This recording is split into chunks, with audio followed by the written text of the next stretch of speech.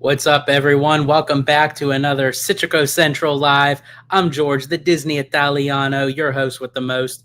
And it's been a while. After I know. like a 2 hour live, like an hour ago, we are back for round two. And yeah, Remy D says deja vu. Deja vu indeed. But yeah, it's going to be another great live. Hopefully, you're all able to join in.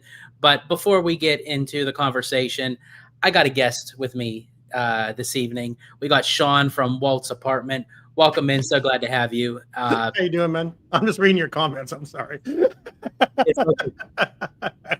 I appreciate it, man. Thank you so much for doing this. I'm excited to be here.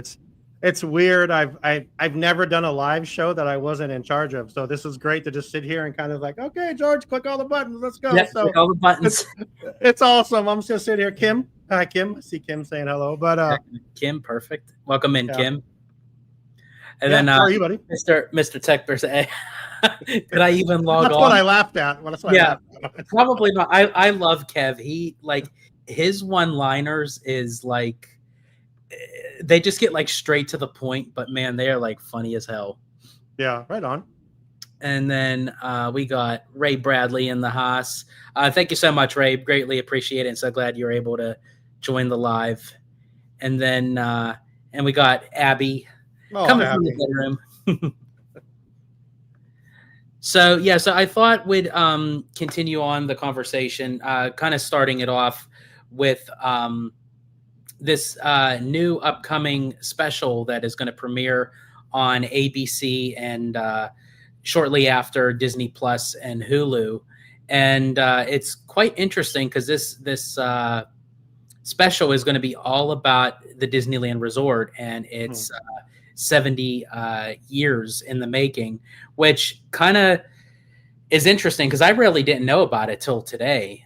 And I guess that they just made the announcement. It's like, oh yeah, by the way, it's premiering in 5 days, Right. So, and then there were, notions that, based off of the commercial, which again, I actually didn't know that there was a commercial for it until Shawn, you brought it to my attention, which we'll play it for everyone here in a second. But they hint at possible sneak peeks and hopefully new information on the new projects that are being built for DCA, which is the Coco boat ride, the Avengers campus expansion, and of course Pandora, the world of Avatar.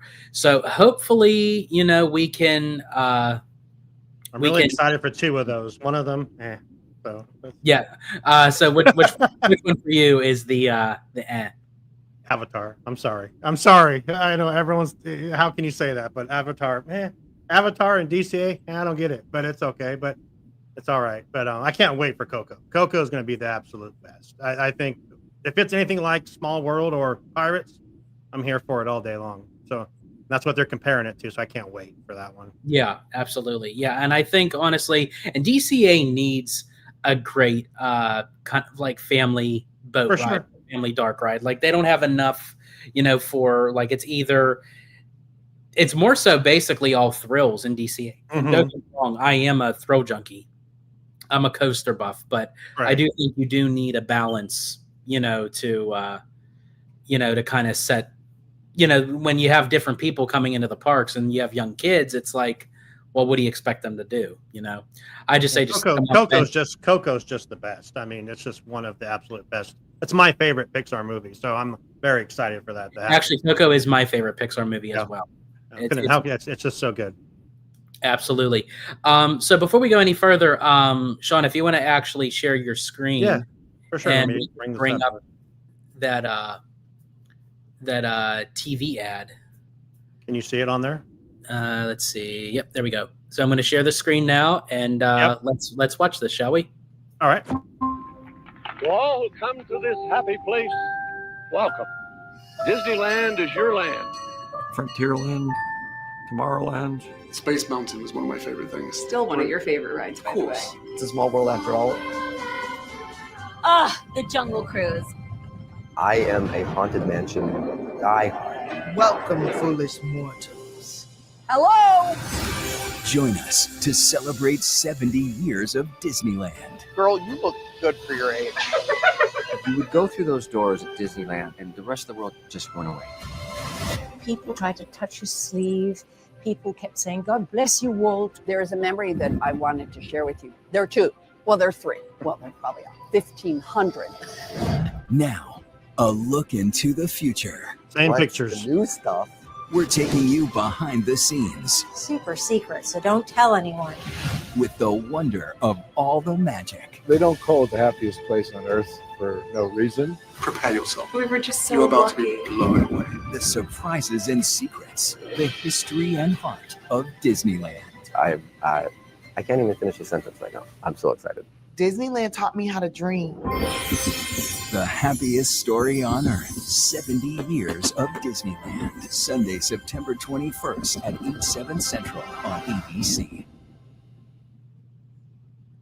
All right. Yeah. So, yeah, I do agree with you. Like, when they said like to go like kind of like a sneak peek into the future, it kind of already showed us what we already know. So is that something that they're saving for the actual special, or is this just going to be another letdown of just, hey, we did another field trip, and this is what we're considering. We're going to have, more instead of Bayou Mist, we're having Latin Mist. It's like, Right. It kind of frustrates me to the fact of that they set us up for the excitement that we're all thinking that it's going to be something, and then it's not. But also Disney does it to themselves because they started the new series. We call it Imagineering. Yeah. And they usually utilize that as well for like showcasing new stuff. So I think when you have too many different outlets to make announcements, you have the we call it Imagineering. Now you have this TV special, then you have D23, then you have the Disney Parks blog. It's like when you have so many outlets to release this stuff, it's like we all expect it to be somewhere, but then it ends up becoming nowhere. I was excited when you said earlier on your earlier pregame or pre-live or whatever you want to call it. You said you can't wait to hear my thoughts on this if there's going to be any announcements, and I don't think there really is going to be, because you talk a lot on your channel about like normies and like that. Mm-hmm. I think this show on Sunday night is going to be completely designed as a love letter for Disneyland, to all the fans, to just explain where it came from. It's just like you talked, Sunday night when you were a kid, you used to watch Wonderful World of Disney. It's on the same time as that. I'll bet you're going to see a lot of Walt Disney doing back when he was talking about building Disneyland, because that's, why they, ABC paid Walt to do that, so they could, so I think you're going to see a lot of Walt in this. But then at the end, they show you Neil Patrick Harris getting all excited. So does he actually know something that we all don't know? I don't know, because I feel like the people that do this, like we do it, we do these shows to get our information. We know everything. And how can they hide something from us for like 4 days? I don't think they can. So yeah, and also too, I think if they mention they're going to mention it, but it's like, how much are they going to mention it? They're going to save it to the very end. At the very end, it's going to be like the last 2 minutes. Yeah, and it's going to be very little information, where it kind of leaves us on a cliffhanger. But actually, like Remy D said it best with, this is a video for those flaming casuals, where 100%. Yeah, it's literally, this is for like the normies that may not have even heard about all this stuff, that don't even know what D23 is. And they're like, oh, okay, well, because ABC is a normal, regular broadcasting channel. So for people who watch the weather or the news or their soap operas, they tune into ABC. So it's like when you have a special on Disneyland's 70th anniversary, oh, let's check it out. Okay, it gives us the rich history behind Disneyland and Walt Disney. And then, oh, by the way, here's a sneak peek at the future. And we kind of got the same thing with the Walt Disney animatronic show. They actually said that, they were going to give us like sneak peeks of the future. Well, when we get into the exit corridor, it does have like, here's the future, but it's all the photos and renderings and concept art that we already know. There was nothing new. Because all those people that didn't go to D23 or don't, absorb this on the daily and watch all the different people that post videos about this stuff. It's new to them. People are gonna be excited about this. You're gonna have people like on Monday at work say, "Oh my God, did you know they're gonna build an avatar? Someone's gonna try to tell me on Monday, hey Shawn, did you hear they're gonna build an avatar land at Disneyland?" I'd be like, no shit. I mean, I said, oh, you watched that show last night because that's what I don't know. I hope there is something there. Other thing you need to watch out for, George, is that this is on ABC at 8:00 on the West Coast, so it's already going to be showing on the East Coast. You better be paying attention to see what's getting out. If something's dropped before, we're going to know before we actually see it. So you know that is true. Yes, that is true. So. But yeah, so kind of going off before we move on to another topic, is there anything else more that you wanted to say for this TV special? No, I think it's going to be cool. I love stuff like that. I've watched the Imagineering story like 6 times. I absolutely love it. I mean, I love the behind the scenes of how they build the stuff, and then if they show if they drop us some stuff, and it's going to have John Stamos and Neil Patrick Harris in it, and Josh Gad. You can't go wrong with that. So it's going to be good. It's going to be entertaining, and I'm here for it. I mean, I'm glad I work early on Sundays. Yeah, I am too. Like, despite of like how much of a letdown it's probably going to be with the new. Agreed. The fact that it's just a special all on Disneyland's 70th anniversary and Walt Disney, like I'm going to tune in no matter what. Like, for sure. But yeah, I definitely agree with you on that. Now, so kind of moving into kind of going back to like some of the topics that I've mentioned in the early live, because we were all having a great conversation. You guys were going. I was in and out. Like, damn, they're still going. Like. Yeah, literally, like we were all going on, and I thought, well, maybe like to kind of continue on with the conversation, because now since you're here and you can kind of give your thoughts. So, what is your take on? I don't know, like how much you know of like with like Universal Orlando and what have you, that they're going to be getting rid of the Lost Continent. It's about 5 acres. What's your take on that? What do you think is going to be replaced with it? Something cool, because I have no idea what you're talking about. Okay. I mean, I can try to BS myself with it. I'm not going to do that. I don't know a lot about Universal. I went to Universal Studios for the first time in February in like 20 years here in Hollywood. Oh, wow. It was great. I loved it. My daughter works for Universal, so it's very, very cool. But I don't know anything about Florida. I've only been to Walt Disney World once when I was 16. So now, but I hope it's something. I hope it's something cool. And I heard on your live earlier, probably something Wicked. I'm just gonna go with that. My answer will be Wicked for anything that you ask about Universal, because it makes sense, because Wicked was pretty damn cool. Okay, so now let me ask you this, because even though that you're not like too familiar like with the Universal parks, just in general, what is your take on anime being implemented into the parks? I think it's cool. I think there's definitely a market for it. People love it. People absolutely are. I'm not in anime. I've seen people that are just like that's their life, and it's so cool.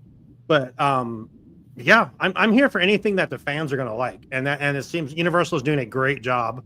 And if you follow my show at all, no, I have not been the biggest proponent for Universal. I've just switched about the last year or so. But Universal's doing a great job. They're giving Disney a run for their money.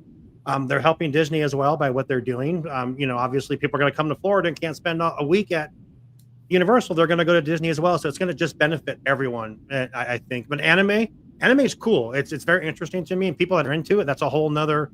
You have like a Marvel, you have Star Wars, you have then you have anime, which is a whole nother world that I'm like, well, I don't even understand that stuff, but it's cool. I think anything, and I think these people do enough research to know what people want to see and would be interested in. So I think it'll be cool. Yeah, I'm sorry same. To be vague. No, that's fine. Because honestly, I'm really not big on anime myself. Like I dabble into it a little bit. I do love Studio Ghibli, like Hayao Miyazaki films and what have you. But I'm trying to get into the anime market just because it's starting to seem like it is becoming big in the theme parks, and I think that's probably where my connection to it is going to come from. And there is a big market for anime, bigger than what I thought there was. But it definitely is out there, and it's more, a lot of times, when you think of anime, you think of like, the Japanese and like, Asian culture, but it bled a lot into the domestic American culture as well. Oh, absolutely. I mean, I've been to like MouseCon, like MouseCon up here in Concord, and they have MouseCon down in Bakersfield. We hosted a Rogue Comic Con up in Oregon, and anime has a huge presence in like those cons. It's wild to see the presence of like a lot. Like we hosted an event up in Oregon. It was a cosplay, and most of the cosplays were anime. So like, and I'm like, oh, who are you? I'm Bing Bong Bing. I have no idea what we're talking about, but cool. It looks cool, and and the people that won was some random hearts, or I don't remember what it was exactly at this point, but it's like this crazy like bride, and this she looked like the lady from Alice in Wonderland, but it wasn't. It was an anime thing. I'm like, damn, that's really cool. But anime's cool. I mean, it's like Lorcana. I don't know about that either. So yeah, I don't know really about that. Like, I know again, it's big. Like people. Oh, it's huge. That game, and it's like I can't make heads or tails of it.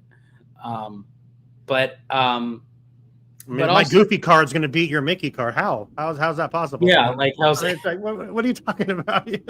Yeah, someone's going to have to like show me that. But yeah, because when we went to Universal's Fan Fest nights here in Hollywood, One Piece, which is an animated show, anime show, and I tell you, like everyone was dressed in their straw hats and the outfits. They were cosplaying. They were standing in line for like 2 hours to meet the characters, and it's like I didn't even know who the hell all these people were, like as the character wise. Like I didn't know, but people know. They know the dialogue, they know the characters, they know the backstory, and it's like, wow, it would like really threw me for a loop that there really is a demographic out there that does love anime. How'd Abby do with Halloween Horror Nights? Oh boy. Well, we did.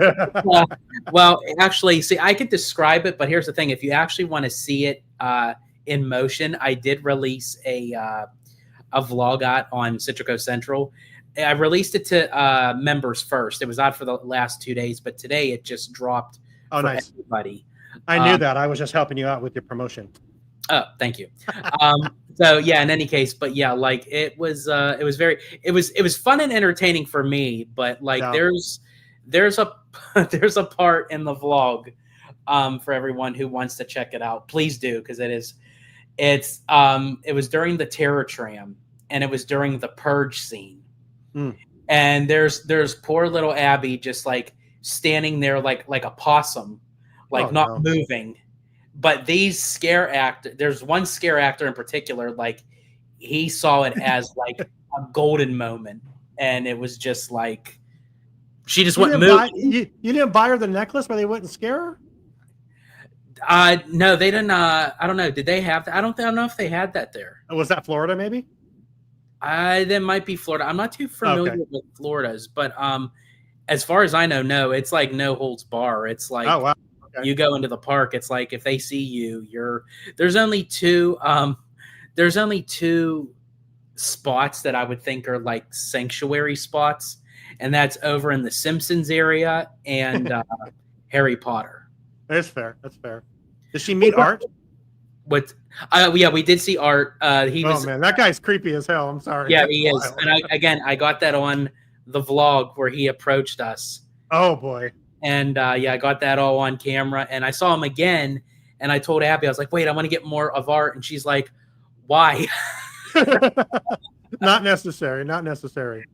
Yeah, but speaking of like the Wizarding World of Harry Potter, I do wish that even though it was kind of like a safe haven, like for the scare actors, I would have loved to have seen like the Death Eaters walking around. Yeah. Like that would have been really cool. It looks amazing. I've seen so much footage from everyone posting. I didn't mean to take your show off it, but I have so many questions about Halloween. Did you like the Wyatt Six thing? Because I'm a huge wrestling fan. The Wyatt Six, honestly, out of the 4 hosses that we did, there's 8 hosses altogether. Hey, what's up, Kiki and Luca? Welcome in. Out of the 4 hosses that we did, the Wyatt Six was my favorite. Wow. Okay, cool. It looked really cool. Yeah, that one they did really well as far as like the scare factor goes. And actually, Abby confirmed they do have the scare necklaces, but they're only good for the mazes and the Terror Tram. Ah, okay, gotcha. That does make me wonder. George, you should have gotten that for George. Come on, man. I don't know like how they must know what they're doing. But like, if you're in the heat, like if I'm a scare actor and I'm doing my thing, and I have to keep an eye out of like who has a necklace on and who doesn't, like. Oh no, they're all lit up. It's like this big old red thing. It's like lit up. Have you seen them?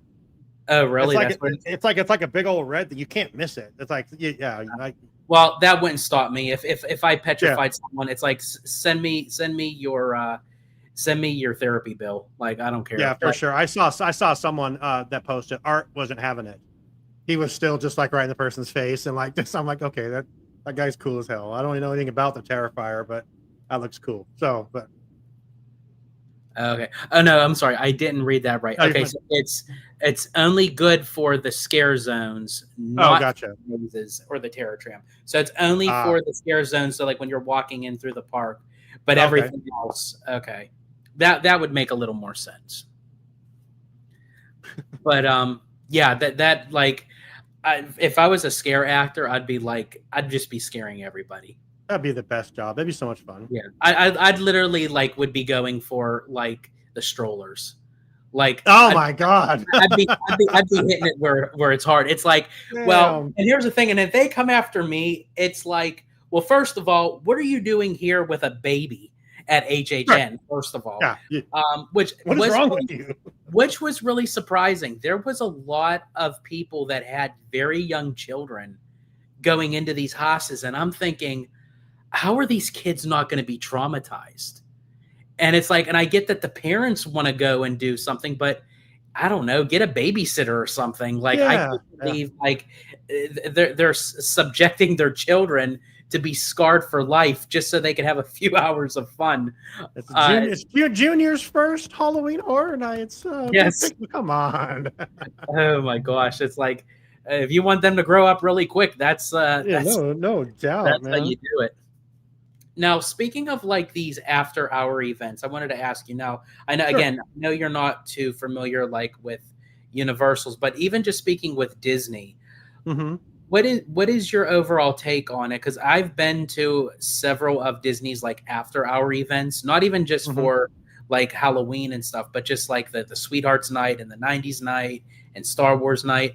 And I have to really say it was a bit underwhelming. Based off of the like the prices for these tickets, and even like these premium upscale events like Destination D23, people bought tickets for that. They bought hotel rooms. They got airfare. I am actually friends with someone who did attend. Well, actually, I'm friends with a few people that attended, but one in particular told me, and he said that it was so underwhelming that he would probably never do a Destination D23 ever again. Really? Yeah, because he said that it just completely threw him off, that it just wasn't money worth, So it's like, do you think that Disney kind of over stimulates, so to speak, with these after hour events and these upscale premium events where they charge an arm and a leg, but you don't really get anything out of it in return? Sure. Yes, I agree with you. And I know many of my hosts and friends went to Fan Fest and then Halloween Horror Nights and went to Oogie Boogie and all this stuff. And from what I heard, the Universal Fan Fest that they did a few months ago was like the best after dark event for a lot of people that I know that they've ever been to. I mean, compared to like all the ones and that's like half the price of Disney. And I don't know. Like I said before, Universal's doing the right thing. They're doing the right thing. And but yes, to answer your question in a short term, yes, I believe Disney charges too much for what they do, because it's pretty much the same thing every year. I've never been, but I feel like I've been because I can watch a video that Danny's done 3 years in a row, which is exactly the same thing, because that's just what they do. They add a few different characters here and there, but overall, it's the same. Would it be cool to see Ernesto de la Cruz? Absolutely. I think that'd be cool. Would it cool to see Agatha? Would it cool to see my favorite Wanda? Yes. But is it worth $150 to $195 if you're going on Halloween night? I don't think it's worth that much if you're already. Yeah, no, no. Yeah, because we did Oogie Boogie this year, which is actually interesting because it's completely sold out for the rest of the year. So we did it on August 19th. Which is not even the hype of the Halloween season, and now it's like poof, it's gone. We can't do it for the rest of the year. And it was fun. I always enjoy Oogie Boogie. It was Abby's first time, so everything was new to her. Now it's going to be very telling that when we do it next year, if they don't do significant changes, I'm curious to see Abby's point of view on it. If obviously she'll still have fun and enjoy it, but I'm curious if she says this was great, but this was the same exact thing as last year. You know, spoiler for her now. It will be. Yeah. Because they're not going to change it until people stop don't sell it out. It sells out every year because back to your word, the normies, you know, will always buy that. Sometimes that's just a lot of people's only thing they do is like an Oogie Boogie Bash, and they spend a couple of days at the park. So Disney's not going to change anything because they've always been under the circuit. If it's not broken, there's really no need to fix it. And that's like you get a lot of people say stuff about, well, the rides are falling apart. They're actually working on all the rides now too, which is nice to actually see that they're getting everything up and going. But I don't see them change it unless like, wait a minute, we're not going to do this. Unless Universal was to have like the exact same event at the same time, you know, with all the, it's kind of like what Horror Nights is, I guess, but to a different extent. But, you know. Well, I thought it was so funny because I actually know from doing both Halloween at Disney and Universal. Did you do FanFest? I did FanFest, yes. Okay. Yeah. So, but what I've noticed was when I attended Oogie Boogie, it was completely sold out. But when you look at the park as a whole, there were people there, but it felt like it wasn't at its full capacity.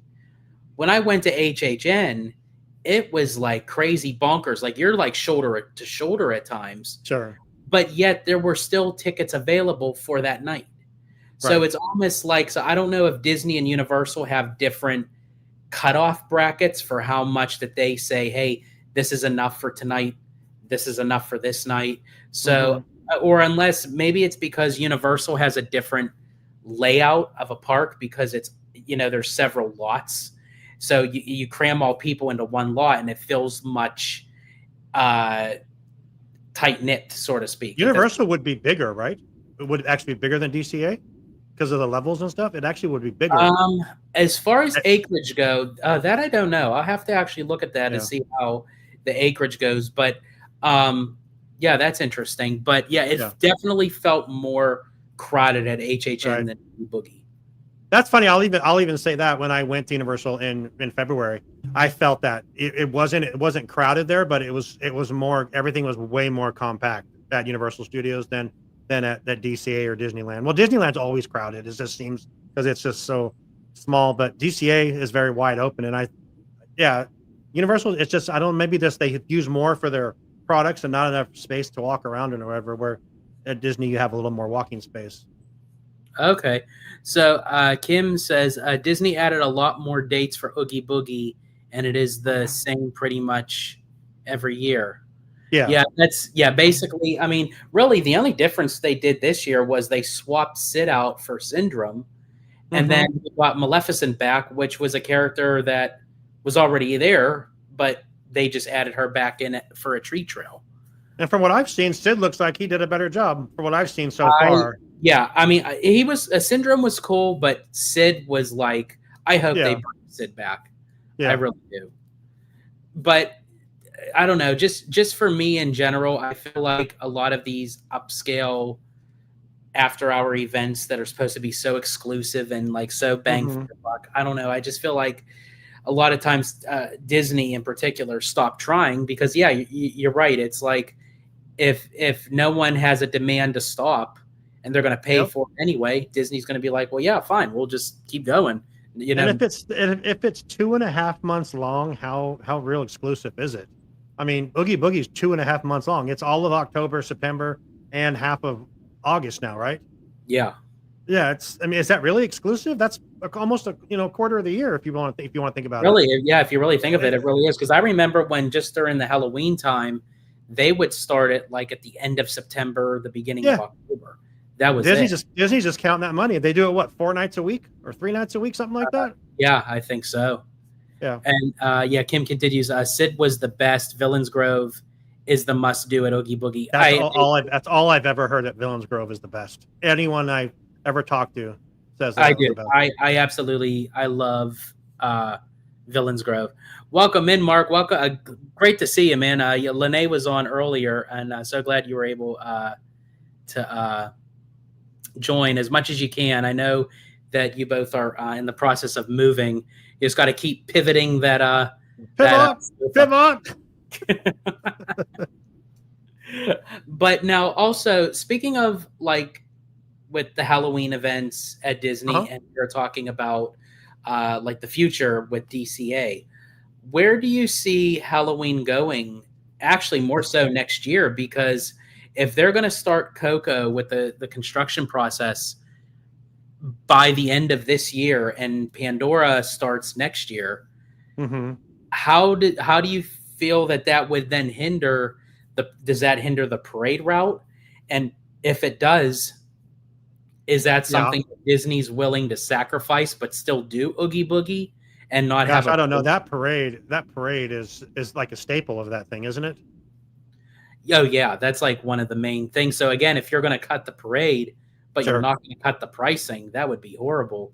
Or could you see them temporarily moving Halloween over to Disneyland? Absolutely, and I think it would make sense because you're going to have the 70th is going to end in July of next year, of 26, and by then, you know, they'll be construction should be going pretty. I would think pretty good by then. And then look how quick they're doing, you know, Avengers Campus right now. But I think wasn't Oogie Boogie originally in Disneyland?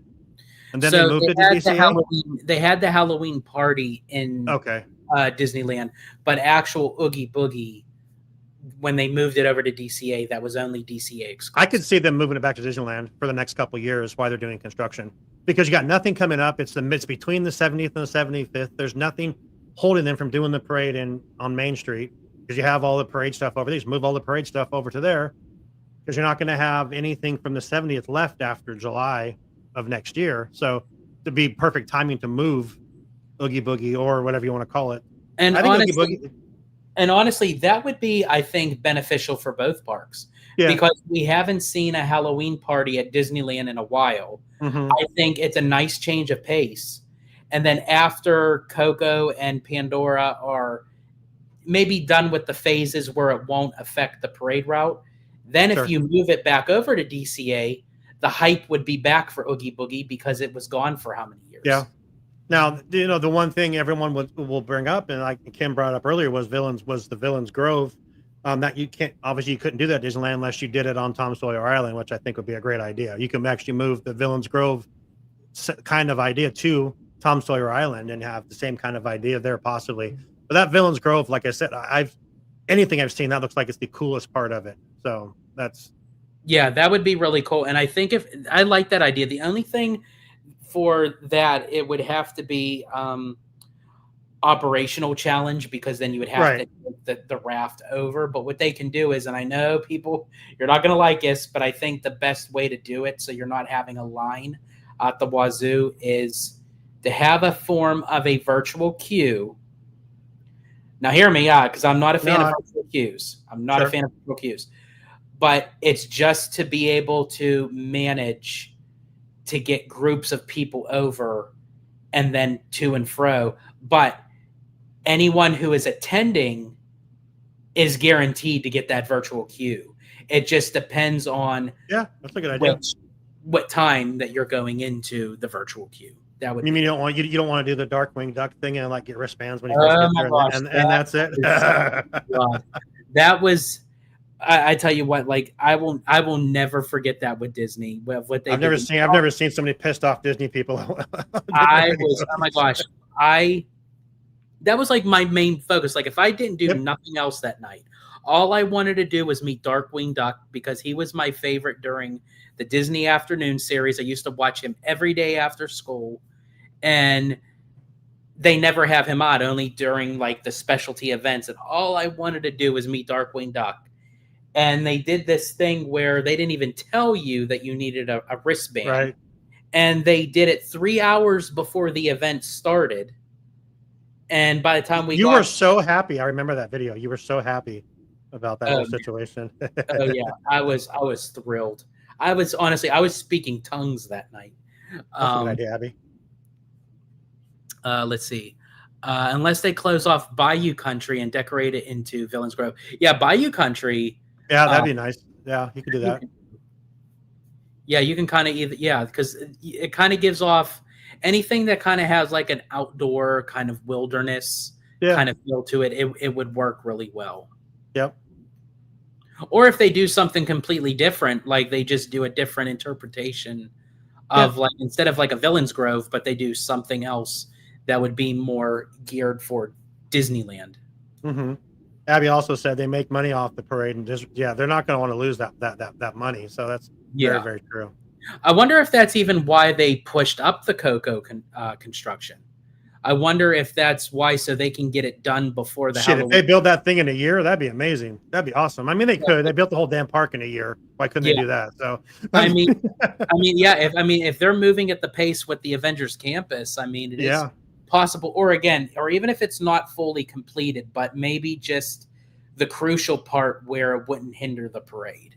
Well, they also showed. I've seen so many different people in speculation that they could build what they want to build back there and keep the parade building, and and work around it or work over it or work under it or whatever. But because you don't know how this ride's going to be, is it going to go underground like Pirates?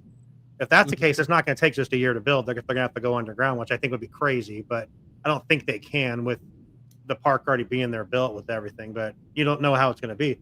The state. I've seen Small World can fit back there. The Small World show building can fit back in that area.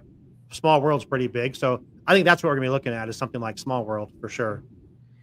And Mark McHugh says, "I just hope Coco is open by 2028 when we go back." I think so. I'd say count on it for sure. Yeah, especially since if they're starting construction at the end of this year, I would definitely say by 2028 for sure.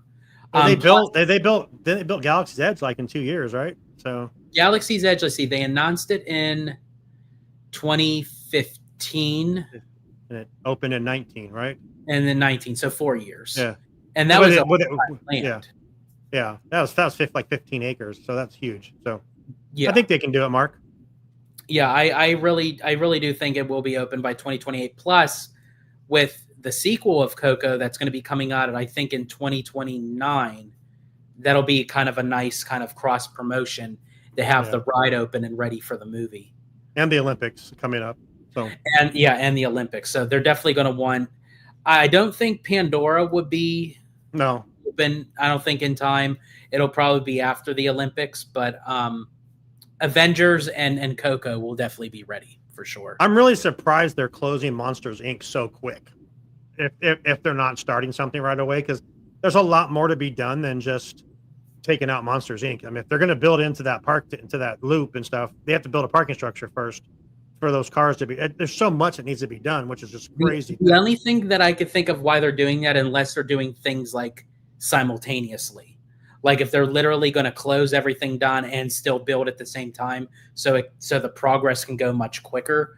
I do agree with you. If they don't start the parking structure while they close Monsters Inc. and they close Monsters Inc. first, I think that's a bad decision because you at least would keep something open operational while you're waiting to start I am wondering if they're actually going to take some of the stuff from Monsters Inc. and ship it to Florida.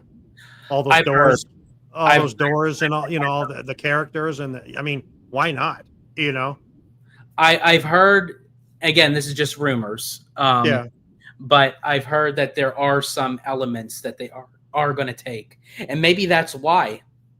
Maybe that's why they're closing the ride down sooner, so they can get all those props and ship them to Florida. Because I mean, even over there, they're moving like gangbusters over there. Yeah, which is quite interesting because I know California and Florida, they move at a different pace with construction. Mm-hmm. And I'm very surprised to see Florida moving very fast because I thought I was going to be getting my Social Security by the time Tron opened. Cold take. Coco doesn't need sequel. It needs. Oh, sorry. Someone asked earlier if I was going to try to take over the show because I can't do anything. I think that's what they asked me, and I'm like trying to click on this stuff and I can't. But it's oh yeah. Coco doesn't need a sequel. I agree with you, Mark. It does not need. Coco's perfect as is. Yeah, I agree. I feel like they are only doing a sequel for the sake of because of the ride to keep it relevant for the money. Yeah, and the video. Yeah. Because honestly, I'm still not convinced about a sequel. I hope it does it justice, but there are a lot of sequels that come out and it's like, you know what? I don't even pay attention that there's a sequel. It's just I agree. Want the original movie and then that's it. Yeah. You know. It's like a lot of people were saying like, can we get like a sequel for Ratatouille and get a sequel for, you know, this or that? It's like, no, it doesn't need a sequel. Like I love Ratatouille just the way it is. Just like let it be. Give us something new. It's like the what's the name of the movie? The one with all the emotions. I just lost the name of the movie. Inside Out. Yeah, and no one said they needed that. I thought the Inside Out 2 was great. Yeah. See, now that sequel really paid off, and honestly, that was a good enough sequel. And that could continue. You could sequel that again and again. You could sequel that till she's an adult. And what should be great to see, you know, her go through her teenage years. And then there's been jokes about, you know, what teenagers have to deal with, and then going into college. And so, I mean, you could continue that forever, kind of like Toy Story. You know, we're continuing that still. So and even after Toy Story 5, I mean, they already said there's going to be even more story to tell even after that. And I'm like, oh my gosh, like okay, this is really cool, Mark. Ratatouille. I love it. That's great. But yeah, I do feel that Coco and Adventures should be done by the Olympics. For sure. See, Shane and Ronnie, I have totally blanked out the Cars 2 movie out of my head. That is interesting. Now, Shane, let me ask you this. Now, what about Cars 3? Are you okay? I love Cars 3. Cars 3 was great. Feel like that was more of a sequel. They brought it back from the original Cars. Cars 2 had absolutely nothing to do with nothing. Yep. Like it literally was a James Bond movie turned animated, with animated cars. That's exactly what it was. Absolutely wild. It's like I don't get that one. But yeah, Cars 3 should have been Cars 2. Yes, agreed. And it's just been that. But Shane, let us know how you feel about Cars 3, aka Cars 2. I'm glad you said his name. So I wasn't sure if it was Shane or like Shawn. Yeah. I hope I'm pronouncing it right. We've been saying Shane. Shan. I'm like, okay. I hope we are right. If we are pronouncing it right, we do apologize if it isn't. But okay with Cars 3. Yeah, I think honestly, Cars 3 is like not like the greatest, but I mean it is a decent sequel off of Cars. Off of Cars. As I said, I just go Cars and Cars 3. You know, I don't know like about Cars 2, but it's like I'll watch it, but I don't need to like Shawn. It's pronounced Shawn. Okay. Hey, all right. Okay. So I greatly apologize. We've been calling you Shane for how long? So it's Shawn Narani. I just want to make sure so we have that right. I'm sorry, I just asked. I'm like, no, I'm glad you did because here's why. Because now that I know, I'm not telling OG. Oh, there you go. I'm gonna. Like, why you calling him Shawn? I'm actually gonna pronounce the name correctly. I'm gonna say Shawn, and he's gonna be like, "Who's Shawn?" And then he's gonna say Shane, and it's like I'm just gonna confuse him. It's gonna be fun. Yeah.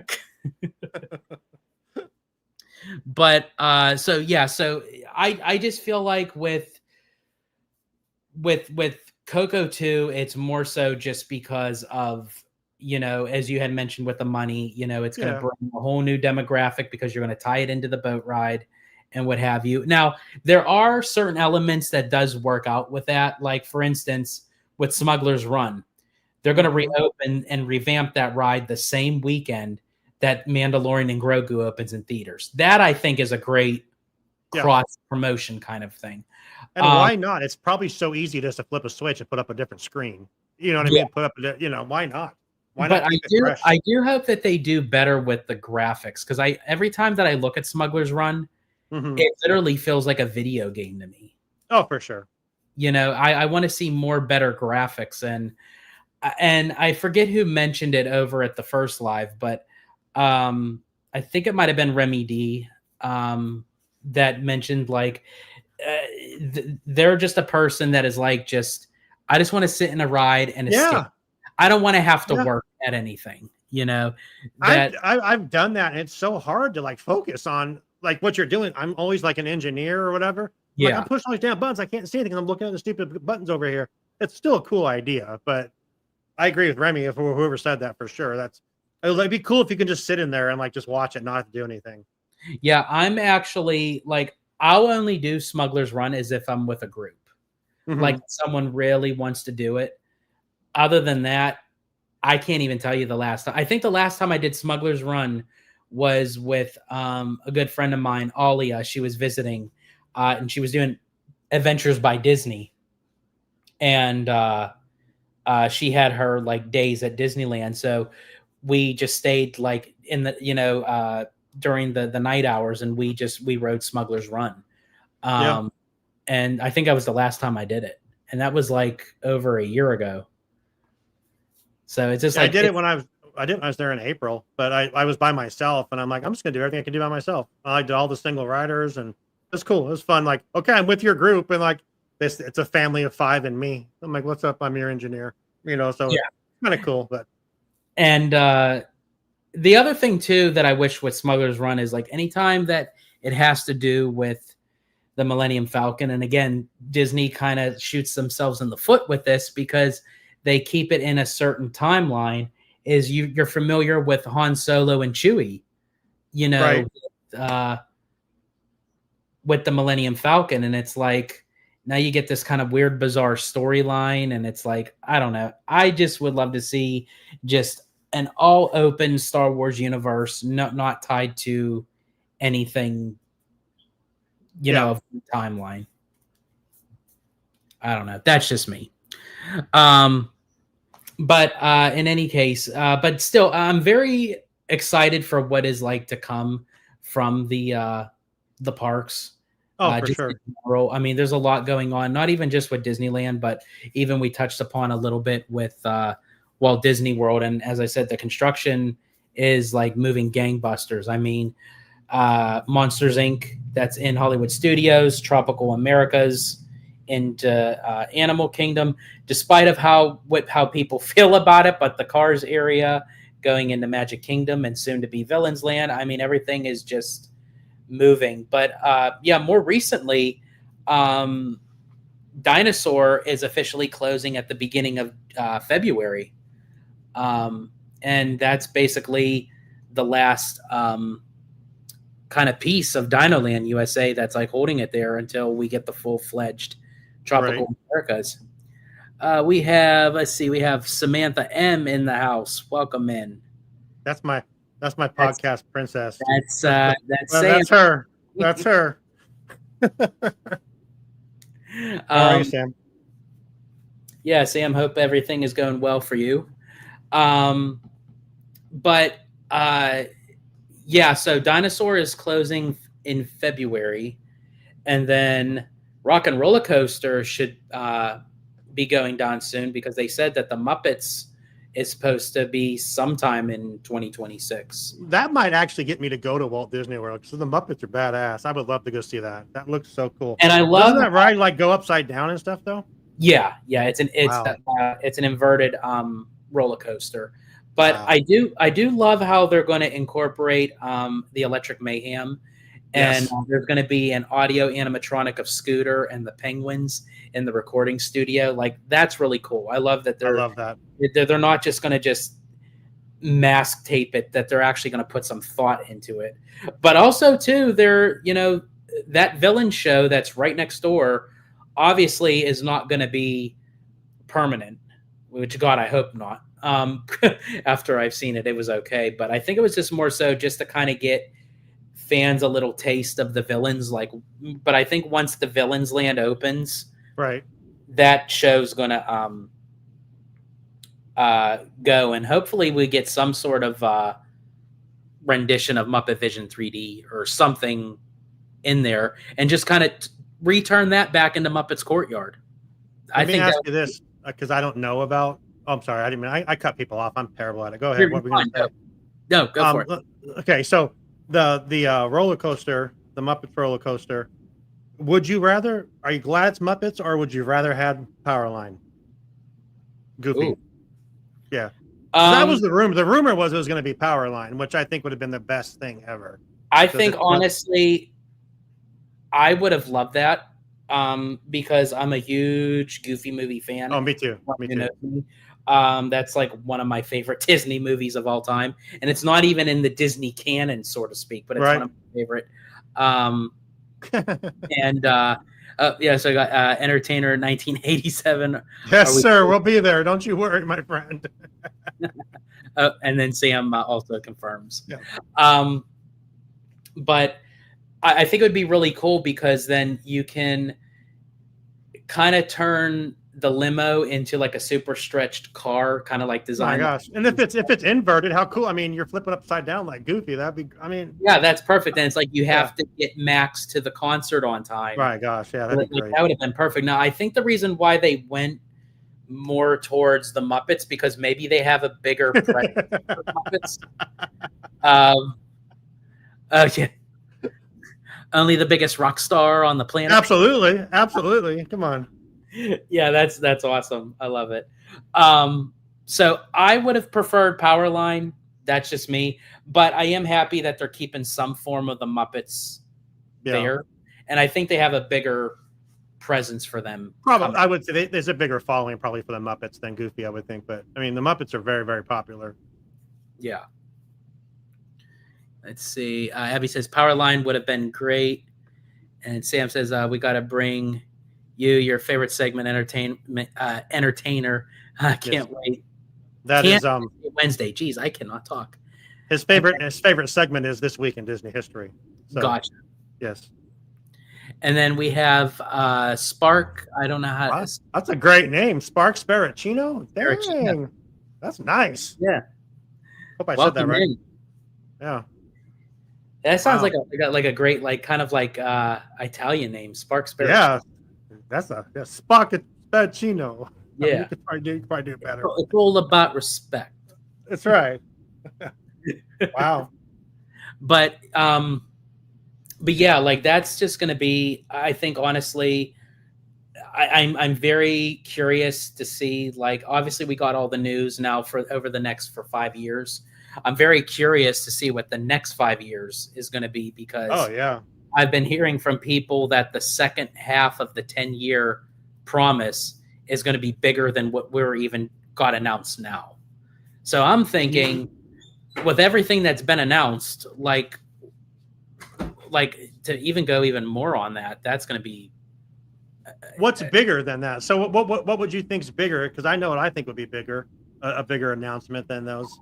I think honestly, as far as an announcement goes, and I touched upon this during OG and I's joint live when we reacted to Hey Bricky, and hey Lucas, welcome in.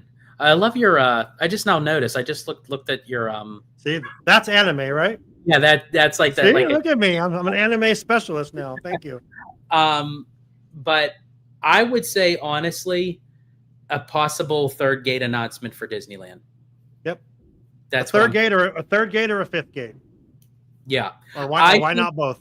I think if Disney wants to do it, go for it. Yeah. I think, and actually that's a good thing to touch upon because I do want to get your anime Lucas recognition. Nice. Because I do want to get your thoughts on it with the whole with the city of Anaheim because they're gonna potentially purchase the Disney buses, and they may do the Skyliner connecting to the Honda Center and to the Angel Stadium and everything and to Garden Walk. And for some reason, I'm starting to see a lot more of the city of Anaheim getting involved with Disney and vice versa. And tough time. And yeah, really, honestly, because they've been like at each other's necks, Yep. and like, so it's nice to see them cooperating. But I'm wondering if we would get an announcement, not fully built, but an announcement of a third gate for Disneyland before they even start touching the Simba lot for the expansion of DCA. Going back to the Skyway or whatever the hell you want to call it, I don't know. Will it be worth it? Can you move enough people on this to make it make sense? Because like Bricky even said in his video, it's going to have to be like a continuously moving thing. Like you're going to have to jump on it as it's moving. Like, you know, when it comes down, people hop out. There's an area where you hop out, then you hop in the next area. And how fast will it go? I mean, a couple miles an hour. So it's going to take you a half hour to go a couple miles, or because it can't go too fast. I mean, so is it? You know what I'm saying? I would think, because the Skyline, I've been on the Skyliner at Walt Disney World. Now, I don't know as far as the distance from like Epcot to Hollywood Studios to the Riviera Resort to the Art of Animation and Pop Century. I don't know as far as how long of distance that would be to the same distance of the Honda Center, Angel Stadium, and what have you. So if it is close to the same proximity, you would probably get there at each spot, maybe like within like a 10-minute. Really? Yeah. It goes that fast? It does move pretty fast. It does move. Does it? I mean, but does it ever stop? Not like stop, but like when you get down to the station, it kind of slows down to like, so people can like get on like the conveyor belt thing to. So it's going to have to, it continuously goes, and it's going to continuously slow down and continuously go and continuously slow down. Yeah, it never stops. I mean, maybe if they hold enough people, it would work. I don't know. I just don't know what the point is unless there's something with Disney and the city, because it's like, you know, Bricky said, they're going to drop this thing in the Toy Story parking lot, which could be right where the third park would go, or at Garden Walk, which is across the street from right there. So it's, I don't know. I mean, it'd be great. It'd be cool. It'd be a cool idea. But if it's not going to take you into Disneyland proper, and you're still going to be down the street, but if it's going to drop you off right at the Honda Center or Angel Stadium, you know, because Toy Story parking lot's not real close to Disneyland. Well, it is, but it's not. You know what I mean? Yeah, I feel like that they're going to use the Garden Walk as like the central hub. I do agree with Bricky on that. That they'll use that as the central hub where you can kind of pick and choose of like which direction you want to go. Do you want to go to Disneyland? Do you want to go to the Honda Center? Do you want to go to Angel Stadium? So there's going to be like 4 to 5 different directions that it will probably be part of like one central hub station. I would think. But I see Lucas and Disney, Skyline is a double-edged sword transportation. At the end of the day, monorail would have been a better idea, but they know it's too damn expensive to invest. Yeah, for sure. So gondola, it is for them. Yeah, I feel like they're leaning more towards that because it is it's a profitable transportation, and you know they can do it much cheaper. Because I feel like if they were to do something with a track, that's going to cost a lot more moolah. Oh God, yeah. Let's see. Mr. Tech Bear says, I'm not jealous. I met Lucas at D23 last year. I didn't cry. So which one of those in that picture is the Mr. Tech Bear? One on the left or the one on the right? Mr. Tech Bear is on the right. Okay, gotcha. Okay. Yeah. It's a great name.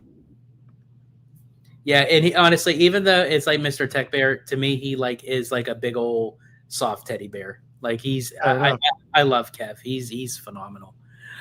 Lucas says it won't go that fast, and sometimes the transportation will stop due to weather or if there is too many people having difficulties getting off and on the ride. Yeah, see, now that's also comes into play too of what Lucas is saying.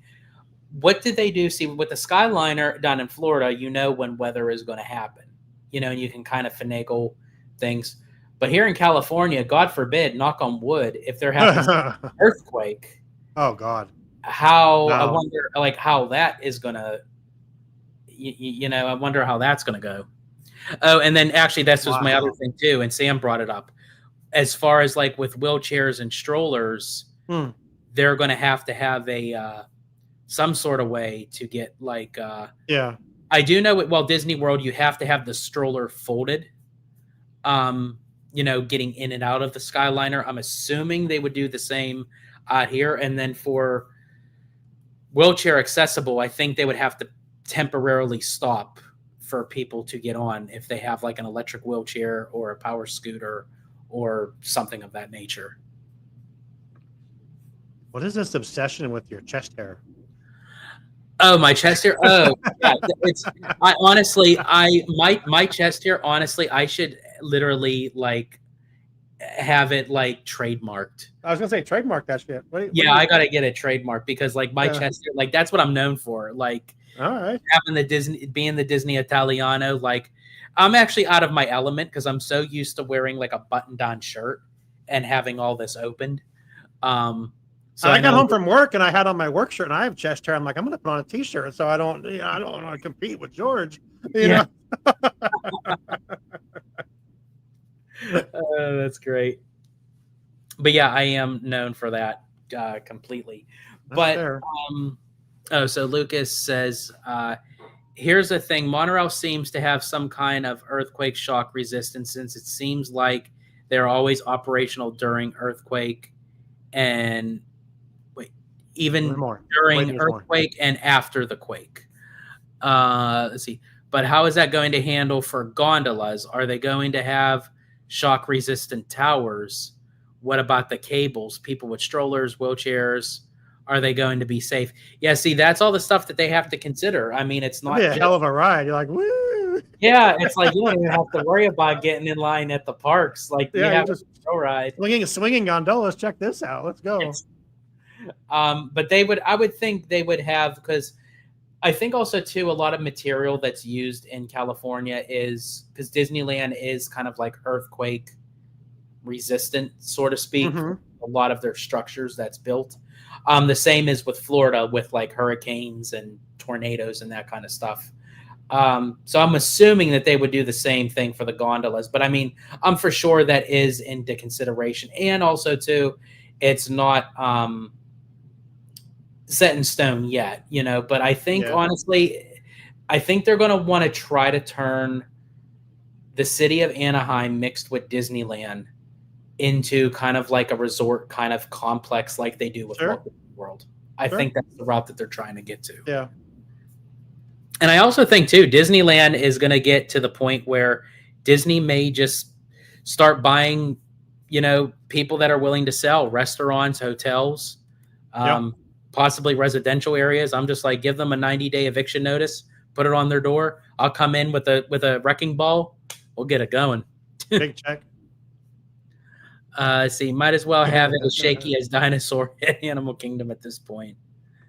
And Sam says, merch opportunity. I survived the Disneyland Skylines during an earthquake t-shirt. That would be a merch opportunity. Yeah. The nice thing about Anaheim is that yes, there's earthquakes, but it's nothing like up in LA or Ventura County, so there's never been huge earthquakes that I can think of in Orange County. So you can feel them. Yes, you can feel them for sure, but just nothing like you can feel up north. So. Nothing up. Yeah, absolutely. I agree. So I think honestly they wouldn't have too much of a issue as long as like it stays at bay, right. For earthquakes. But that's true. They do take all the merch opportunities. Yep. I mean, honestly, you could pretty much say anything about like Disney and turn it into a merch thing. Like you could say the fires they had, the LA Strong, that LA Strong shirts at Disneyland in the World of Disney. But I mean, that's cool because that's supportive. But anything can be turned into merch. Absolutely. Well, you got like the I survived a day at Disney. Right. Sure. You have like what's those other ones that like dads wear, where it's like something about like my best day ever, most expensive day ever, most expensive day ever. Yeah. Yeah, have a show where we just write shirts. I mean, that'd be fun. We could just come up with like different shirt ideas, and we could do it for hours. Come up with just different shirts ideas and merch ideas. And Mark, you said you were there during the fire. Were you at Disneyland during the fire, or just in California in general for the fires. I actually brought the fires over. Yeah, thanks a lot, buddy. Usually, I mean, the fires started like literally right as I came over. It was like the Italiano brought all the chaos and havoc. Yeah, sorry. But anyway, kind of going back to what we were originally saying, yeah, I feel like the second the second part of the 10-year, I feel like is definitely going to be third gate for Disneyland.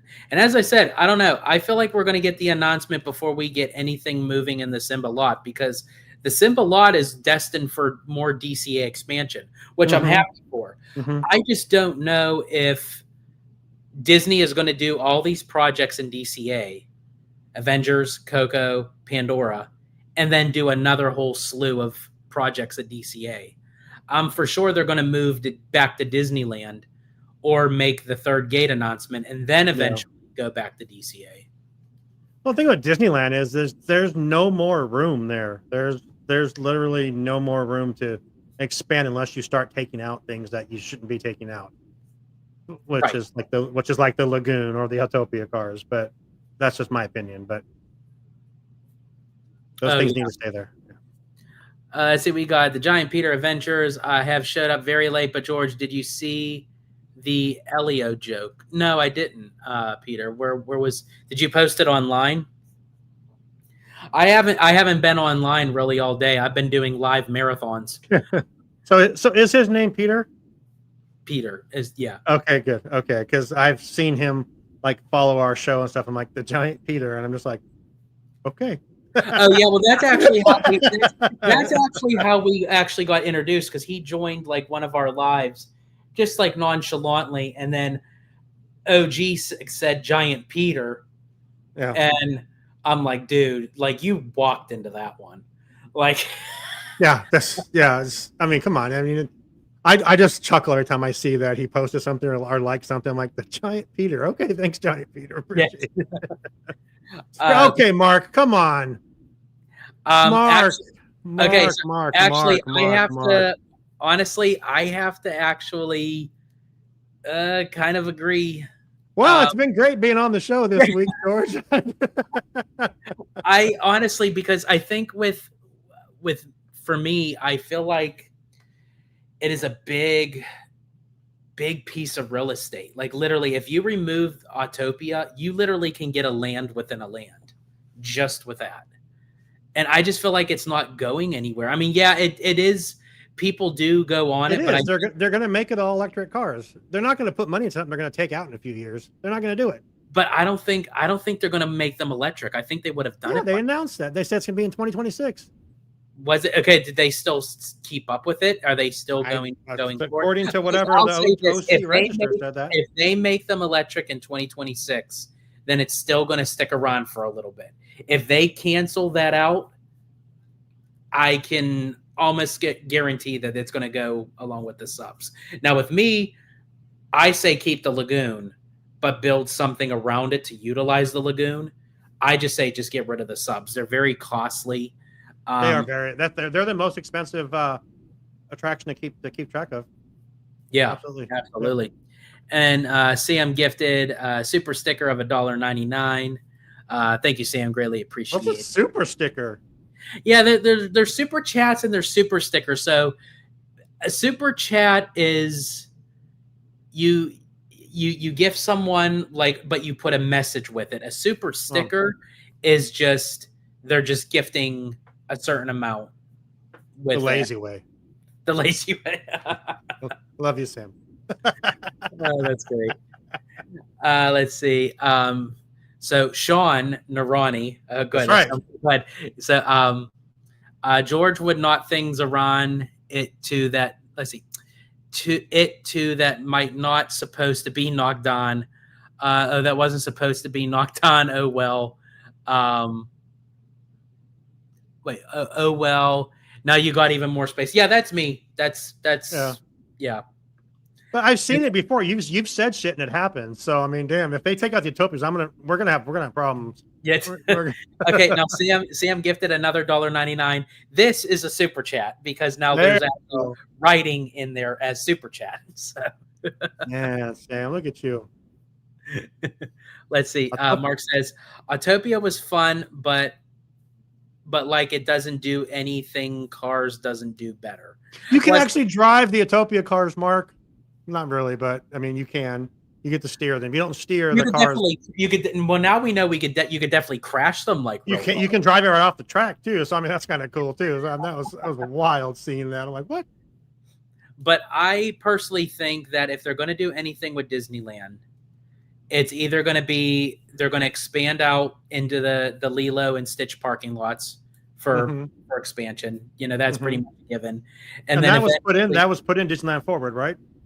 That was in for Disneyland Forward. Yeah. Okay. Yeah. Which actually Bricky said that he would think that if you actually take the blueprints for Arendelle that's over in the international parks, it fits like a glove. Really? Yeah, in the Lilo and Stitch parking lot. But you'd be accessing that through Critter Country, right? Right, and actually that'd be interesting. That'd be interesting. And OG's not a huge fan of that. I'm sorry, Bayou Land or whatever the hell it's called now. No, Bayou Country. Okay, that's it.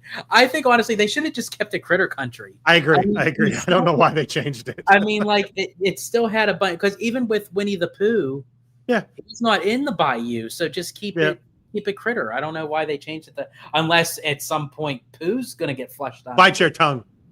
What are you doing, dude? Jeez. No, and take out this and take out this stuff. No. Here's the thing. No, I didn't say that I wanted Pooh to go. I'm saying I'm wondering if Disney's thinking that way. Because actually, it's a run-on joke that my father-in-law worked on the ride vehicles for Indiana Jones and Winnie the Pooh. So I always say he worked on my favorite ride in all of Disneyland, and I say it's Winnie the Pooh. Yes, it's it's definitely. Sam, you're probably right, and George is probably right too. Pooh's definitely going bye-bye. Probably. I just don't think that they would have changed the name and still keep Winnie the Pooh there. I agree, but unfortunately. But you think they put like Pooh's head up there next to the other characters in that one spot? That would be. They just put Pooh and Eeyore up there next to him as well. That would be funny. That would be funny. But yeah, I feel like the Lilo and Stitch parking lot is going to be put in. Oh, that's what I'm saying. But OG doesn't really like that idea because he feels Frozen is fit more for Fantasyland. He doesn't like a new land that should be Fantasyland and it's separate, But I agree with him on that one. But we'll see what the Lilo and Stitch parking lot brings. And also, too, if they ever get around to Tomorrowland. But I really do think Autotopia, the subs, the Motorbroke Cruise area. Unfortunately, I think you're right, but and to unkink the monorail. I think that's what's they're gonna keep the monorail. They're just gonna unkink it. Yeah, you could fit Arendelle in that area, couldn't you? See, that's where I would put Arendelle because then it's adjacent to the Matterhorn. Yeah, and the Matterhorn would fit right perfect in the backdrop. Right. Let's see, put it inside and turn it into Candy Crush track. And that'd be cool. Is that what it was? Candy Crush from was that what it was called? Yeah. Candy Crush. Cool. Yeah. So if they did something where they like utilized the area well, like that would be really cool. I'm sorry. The Tangled restrooms at Magic Kingdom are like the most highly themed like restrooms that you. Are they nice? I've heard nothing but are they cool or what? Are they just a bathroom? I mean, for me, they're just like a bathroom, but I think that Disney went all out. Like the fact that they added like a tower and everything. It's like, I don't want a tower for a bathroom. Like, give me the land. I mean, if you really gotta go and don't know where the bathroom is, it would help. But I mean, yeah, that's true. Yeah. Where's the damn bathroom? It's right there. Just follow the tower. Yeah, that's great. Johnny Ace, welcome in. Did anyone see that Not Scary Farm built sets that look like Epic Universe portals for their Hang parody show? I don't know if once that smoke with Universal. I didn't, but that's interesting. Those are some fighting words because Universal will definitely snap back at that because they don't hide from that. And Abby says the Tangled restrooms are so nice because I think she did use the restrooms when we went to Magic Kingdom. Let's see. Kim says Amanda and Kevin said there were lines for people to take photos outside the Tangled restrooms. Yeah, there are actual people that literally they get their pictures taken outside of those restrooms. Yeah, it's a bathroom. Yeah, but I tell you, I don't know what it is about the restrooms. They became.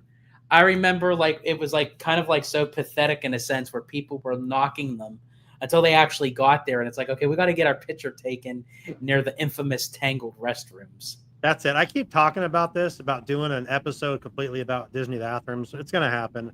It's going to happen here with us because honestly, even there are a few lives that I've done on Citrico Central that I do talk about restrooms. Oh yeah, I think I was last time I was on here with you. We talked about Disney bathrooms. Yeah. So it's like I have to do a vlog like about just Disney restrooms.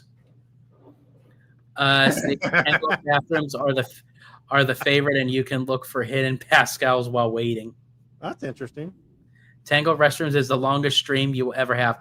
I believe so. I believe you're right, Shawn, on that one because, I mean, hell, look at the live stream I did with.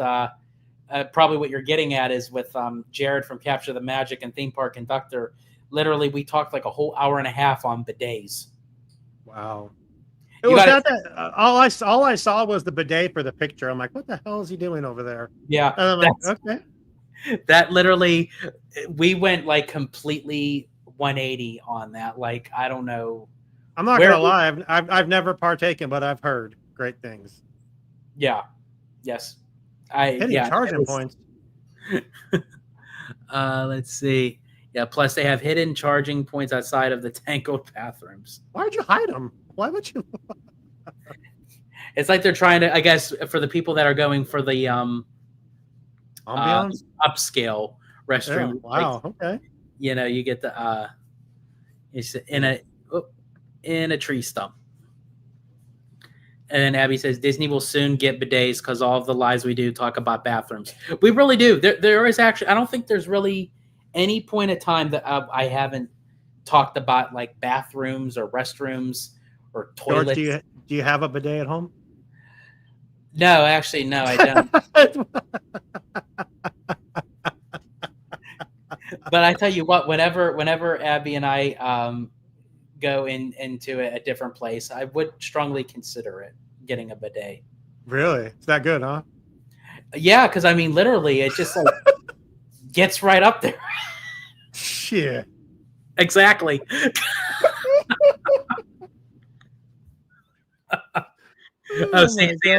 And Lucas can vouch for that as well. Oh man, that's wild. But in any case, before this live goes off the rails like the last time, is there anything else you would like to cover? No, this was awesome. Thanks for having me on. I appreciate it. It's cool. Yeah, absolutely. It was a great live. I love having you on. Love the conversation, and I think we dived into a lot. And again, we're definitely looking forward to everything that's on the horizon with Disney and the theme parks. Absolutely. And as I said, I think the next 5 years to the 10 years is going to be pretty bigger than what we got 100%. last year at D23. Hopefully, as I said, if I can swing a ticket, I definitely will be at D23. Oh yeah, I already booked my hotel room, even though I'm. I actually booked 3 hotels. Damn. Okay, you don't. George don't play. George don't mess around, dude. No, I booked 3 hotels in different directions to see what would be best in location wise. Man, there's people out there pissed off right now because they can't get a hotel room because you have them all. Yeah. But yeah, hopefully, crossing my fingers that we can get tickets because it would be awesome. But I think I do have a couple strategies in mind that I didn't consider doing last time. So hopefully that'll work. I'm just tagging along with people. I'm just tagging along people that have done it already. I'm like, I'm just gonna be. Can I be part of you, please? I just want to be part of your team, or like sure, Yeah, absolutely. Boom, super sticker.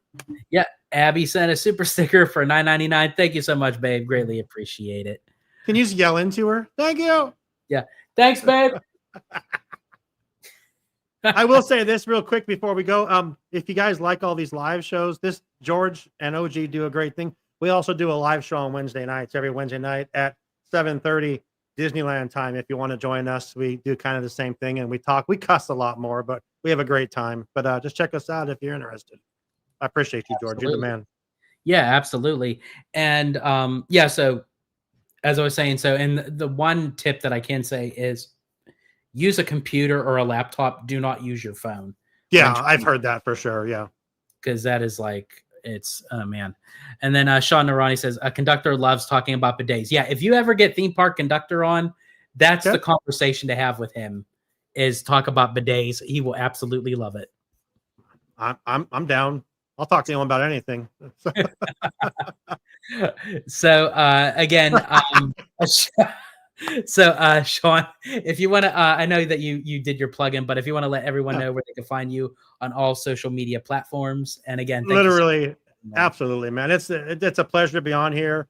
Oh, gee, sorry that we missed you. We got to do this. We were going to have all three of us on, but we'll make it happen because I love you guys. You guys are the best. Check us out, Walt's Apartment Productions. We're on YouTube, on Instagram, on Facebook, everywhere. Just Walt's Apartment Productions. We have our live show. We have a few other shows based on different things. We have Walt's Apartment Presents, which is our kind of like catch-all where we talk about everything.